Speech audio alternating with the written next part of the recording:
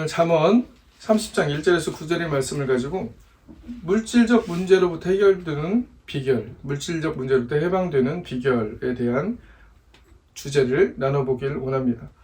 오늘 이 아굴의 잠언, 아굴은 아들들에게, 이 사람들에게 이디엘과 우갈에게 이른 잠언의 말씀을 가지고 인생의 가장 중요한 점을 이야기를 하고 있습니다. 자기가 사람의 총명이 있지 않다라는 것으로 시작을 합니다. 많은 사람들이 지식을 가지고 있고 지혜를 가지고 있는 것 같고 우리의 삶에 엄청난 통찰을 가지고 있는 것처럼 우리는 생각할 때가 많이 있죠.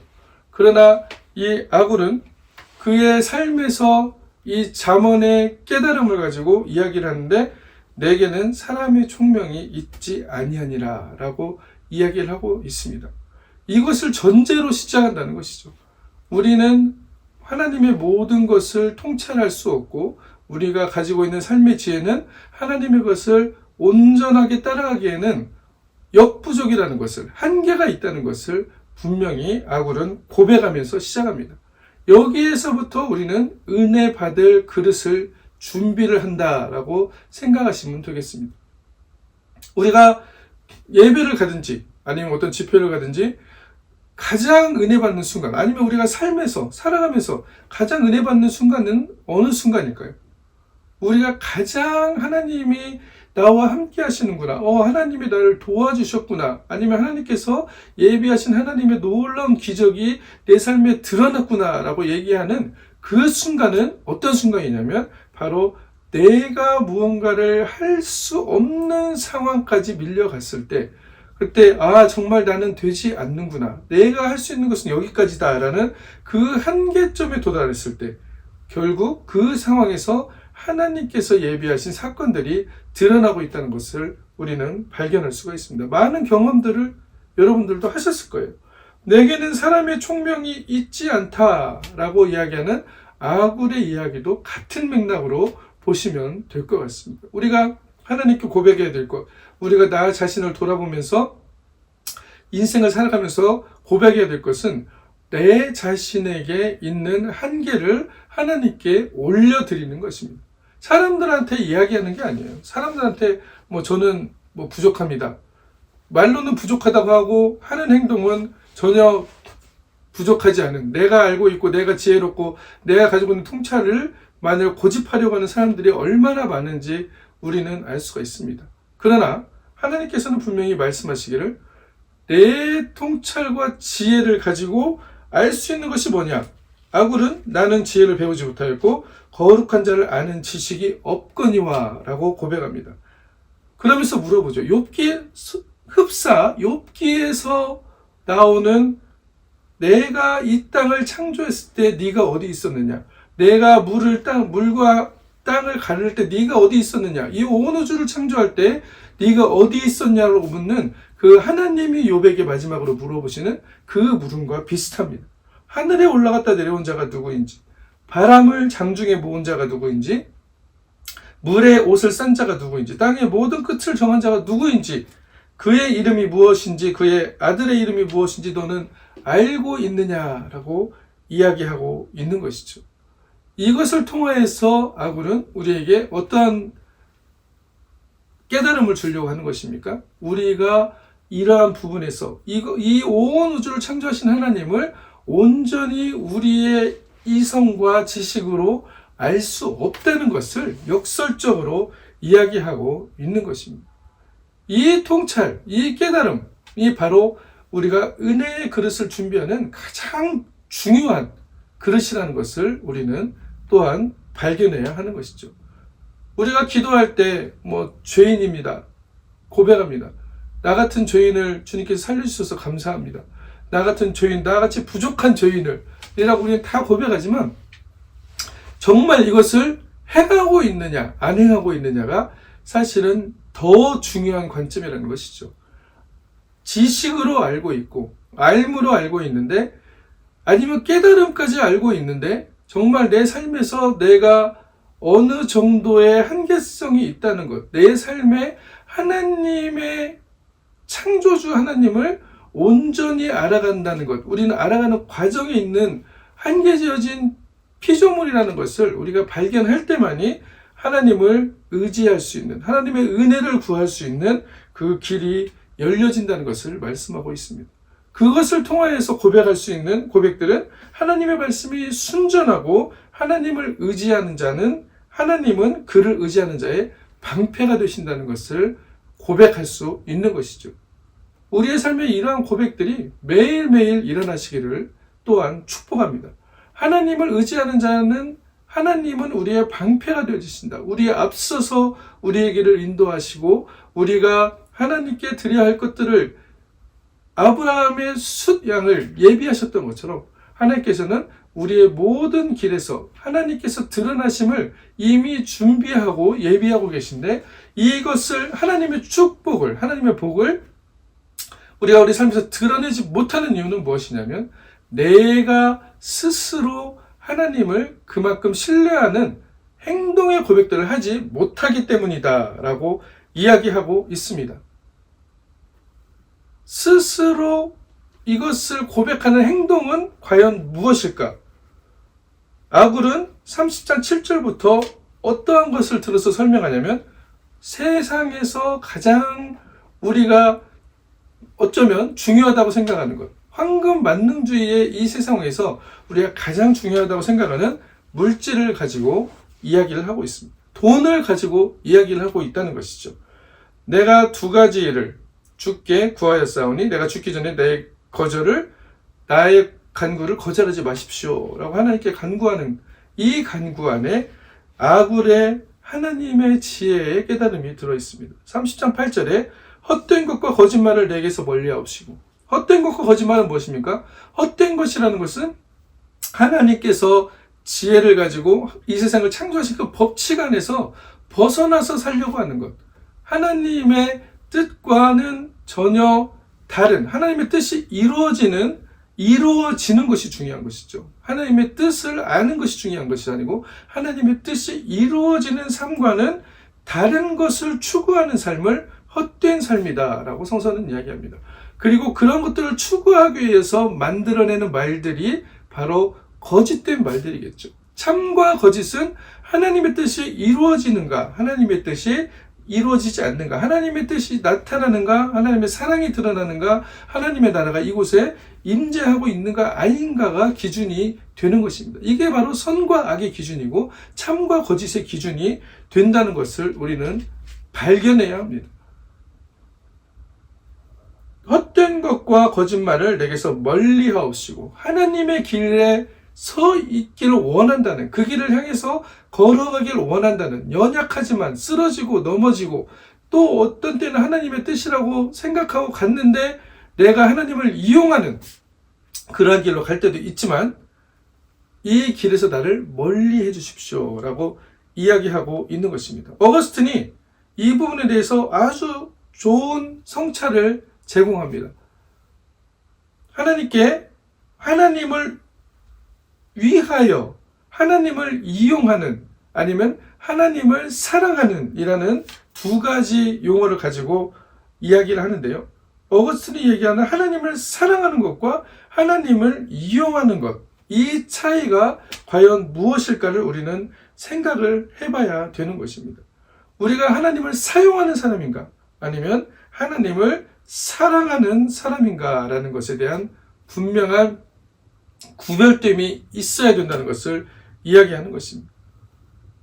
그렇기 때문에 아굴은 나를 가난하게도 마옵시고 부하게도 마옵시고 필요한 양식으로 나를 먹이시옵소서. 내가 배불러 하나님을 모른다. 여호와가 누굴까 하며 가난하여 도둑질하고 하나님을 이름을 욕되게 할까 두렵다라고 고백을 하고 있습니다. 왜 이 양식은 곧 우리가 살아가는, 이 세상을 살아가게 하는, 지탱하는 물질의 근원이죠. 하나님께서 이것을 주신 거지만 우리가 이 현상적으로 봤을 때 우리는 양식을 먹어야만, 육의 양식을 먹어야만 육신을 지탱할 수 있으며 그것을 살아갈 수 있게 하나님께서 또 구조적으로 만들어 놓으셨습니다. 이 구조적으로 만들어 놓으신 것은 당연히 우리가 떡으로만 사는 것이 아니고 하나님의 말씀, 영의 양식으로도 우리가 살아가야 될 때만이 우리가 영혼이 잘됨같이 범사가 잘 되고 강건할 수 있는 그 삶의 통정적인 행복을 우리가 찾을 수 있기 때문에 하나님께서는 육신의 삶에서도 인간이 먹어야 되는 것을 만들어 놓으신 것입니다. 안 먹으면 제일 좋죠. 뭐 음식 걱정도 안 해도 되고, 그러면은 직장 안 다녀도, 우리 뭐 다들 그렇게 얘기하시잖아요. 먹고 살기 위해서 직장을 다닌다. 그 말 안에는 무엇이 있냐면 이 먹고 사는 것이 목적이 되어 있다는 것을 사실은 내포하고 있는 것입니다. 우리가 과연 어떠한 직업을 가질 때 아니면 어떤 일을 할 때 정말 먹고 사는 것을 위해서 우리가 그 직업을 가지고 그 일을 하는 것인지, 우리가 그 방향을 추구하고 있는 것인지, 아니면 정말로 내가 이 하는 일을 통하여서 내 삶의 원인이 되고 내가 창조된 원인이 된 하나님을 사랑하는 일들이 드러나는 것을 위하여 내 직업을 선택하고 나의 삶에 필요한 것들을 공급받는 것인지를 우리는 생각해 봐야 되는 것입니다. 마음의 결정에서, 그리고 입의 입술의 고백에서 우리의 삶이 그대로 드러난다는 것을 성서는 분명히 이야기하고 있는 것이죠. 그래서 하나님을 사용하는 사람과 하나님을 사랑하는 사람, 이것을 가지고 우리는 오늘 아굴의 잠언에 대한 이야기를 할 수가 있는데요.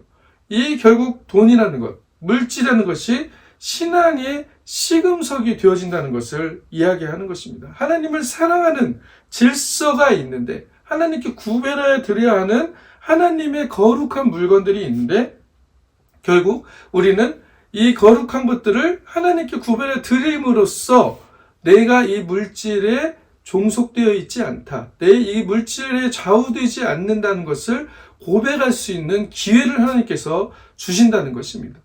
이것에 대한 가장 중요한 예들이 성서에서는 11조와 또 성물들과 또 우리에게 주신 귀한, 하나님께서 우리에게 하나님을 섬기라고 주신 귀한 직분들이 될 것입니다. 이러한 것들을 우리가 구별할 수 있는 상태, 물질에 종속되어 있지 않다는 것을 하나님께 고백하는 이 삶의 고백들, 행동들, 실천들, 이것을 통해서만이 우리는 하나님께서 내가 하나님을 사랑해서 이 세상을 살아갑니다. 하나님이 나의 필요로, 내가 하나님을 필요해서 하나님을 사용하려고 하는 사람이 아닙니다라는 것을 고백할 수 있게 된다는 것입니다. 입술로 고백할 수 있어요. 우리는 하나님 사랑합니다. 내가 너를 사랑하는 것을 어떻게 알겠느냐? 예수님께서 베드로에게 묻죠. 3번이나 묻습니다. 아가파요 메, 네가 나를 사랑하냐? 베드로야. 베드로가 예수님께 이야기를, 주님께서 아십니다. 예수님께서는 뭐라고 얘기하십니까? 내 양을 먹이라, 내 양을 치라. 그의 삶의 가장 궁극적인 목적은 어디를 향해야 되냐라는 것을 이야기하고 있는 것이죠.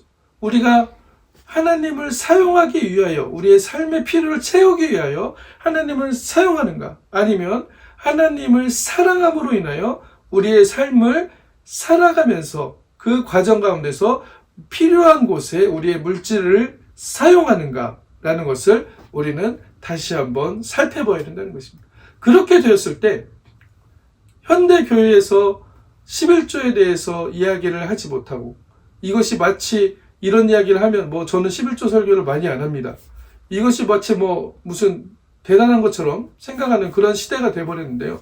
오히려 하나님이 만들어 주신 축복의 열쇠들, 하나님이 만들어 주신 축복의 열쇠, 이것을 구별할 수 있는 사람들의 이 훈련받고 그 훈련을 통해서 하나님께 드리는 것들이 우선적으로 되어지는 그 구약시대의 성물과 같은 그러한 마음의 자세들이 우리에게 들어올 때만이 우리의 삶은 하나님을 사용하는 삶이 아닌 하나님을 사랑하는 삶으로 간다는 것입니다. 궁극적으로 물질은 우리의 삶의 시금석이 되어진다는 것을 우리는 고백하는 것입니다. 아니라고 얘기하지 마세요. 너의 보화가 있는 곳에 너의 마음이 있다라고 예수님께서는 분명하게 그 말씀을 하셨습니다. 우리가 그것을 저는 언제나 구별할 수 있어요 라고 얘기할 수 있겠지만, 진짜 우리가 그것을 하면서 살아가는가? 내가 그것을 정말 하나님의 것들을 구별하고, 하나님의 것들을, 하나님의 시간들을 구별하고, 하나님의 나라들을 위하여서 우리가 하나님을 사랑하는 고백들을 하면 살아가는가라는 것이 얼마나 중요한지 우리의 삶에서는 알 수가 있는 것입니다. 이것이 바로 하나님이 만들어 놓으신 성서에서 이야기하는 성서의 법칙들이에요. 혹자들은 이야기합니다. 11조를 드리는 것은 말라기에서 다른 해석이었다. 그 당시에 필요한 것들이었다. 지금은 필요 없다라고 얘기하는 사람들이 있습니다.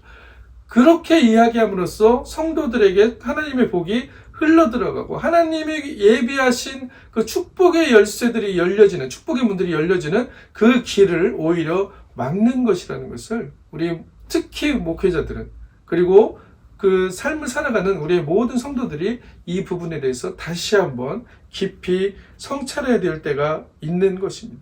우리가 하나님을 필요로 해서 하나님께 물질을 구하고 하나님 내가 살아가는 것에 대해서 이런 것들을 채워주셔라는 하나님을 사용하는 식의 우리가 신앙의 삶을 걸어갈 때 하나님의 사랑의 관계의 질서가 깨어지는 것입니다.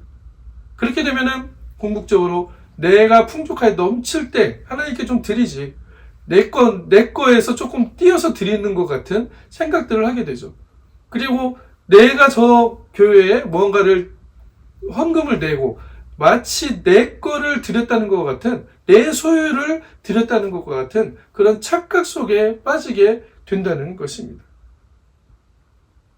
돈이라는 것을 악하게 이야기하는 사람들이 있고 또는 돈이라는 것을 부정하게 얘기하는 사람들도 많죠. 그러나 돈이라는 것은 악한 것도 선한 것도 아닙니다. 중성적인 것이죠.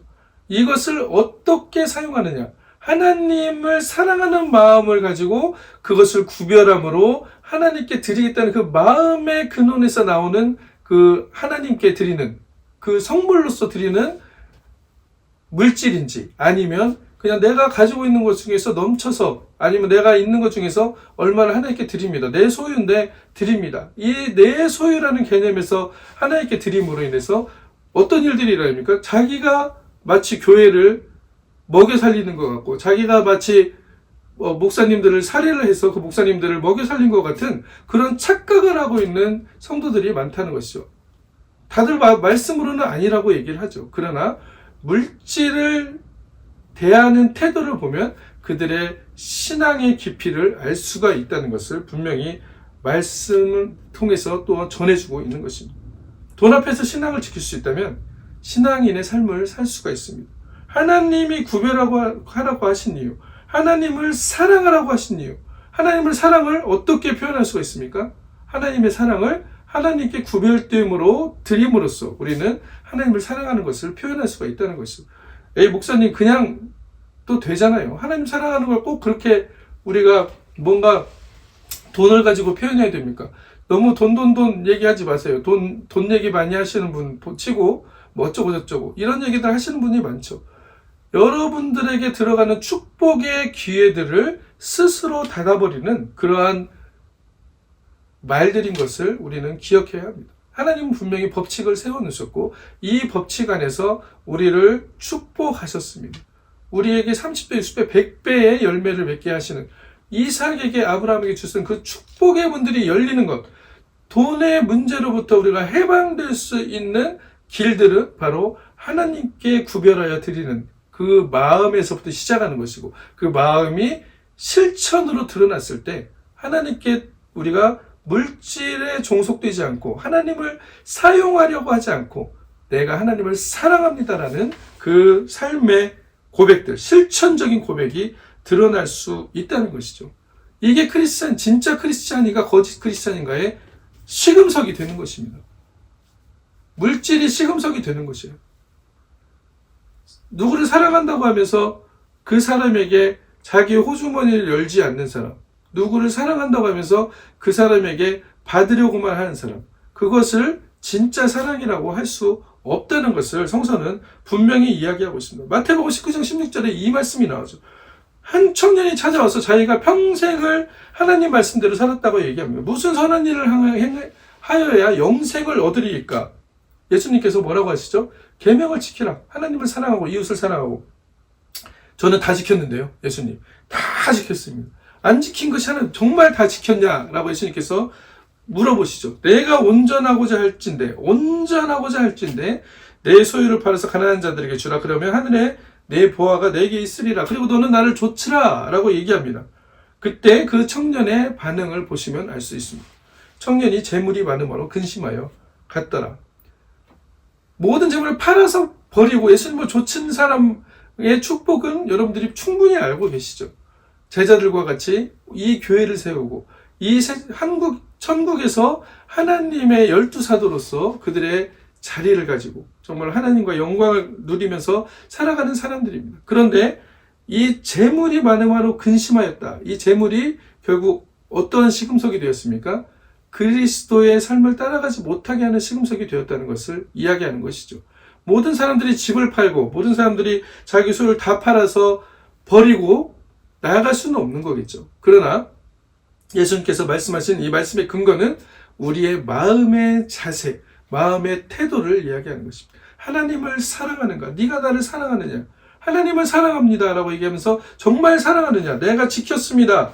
나는 다 지켰는데요. 기도도 많이 하고 예배도 참석하고 뭐 다 했습니다. 그런데 정말로 내가 하나님께 정말로 구별된 마음들을 가지고 나의 물질을 드리고 있는가라는 것에 대한 예수님의 질문이죠.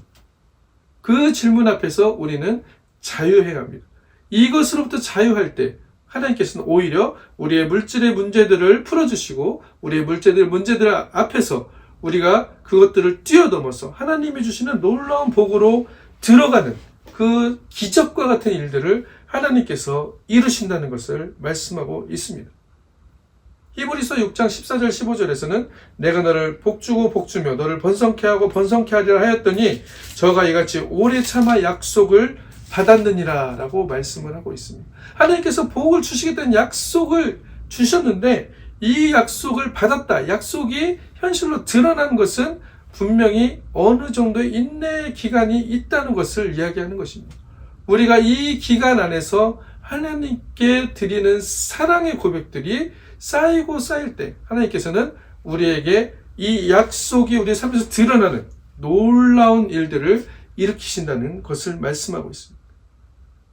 돈에 끌려다니면서 사는 것이 아니고 돈을 지배하고 정복하고 다스리면서 이 돈이 하나님을 사랑하는 곳에 사용될 수 있도록 나의 필요를 채우고 나의 어떤 욕망들을 채우는 그것이 아니고 하나님을 사랑하는 고백들을 통하여서 하나님을 사용하려 하지 않고 하나님께 온전하게 우리의 마음을 드리고 우리의 물질들을 구별하여 드릴 수 있을 때 온전한 11조를 드리고 온전한 감사를 드리고 온전한 마음으로 이웃과 나누는 삶을 살아갈 때 우리에게는 번성케 하고 번성케 하리라. 복을 주고 복을 주는 그 하나님의 놀라운 야곱의 축복, 이삭의 축복, 아브라함의 축복이 우리의 삶에서 드러나게 될 것입니다.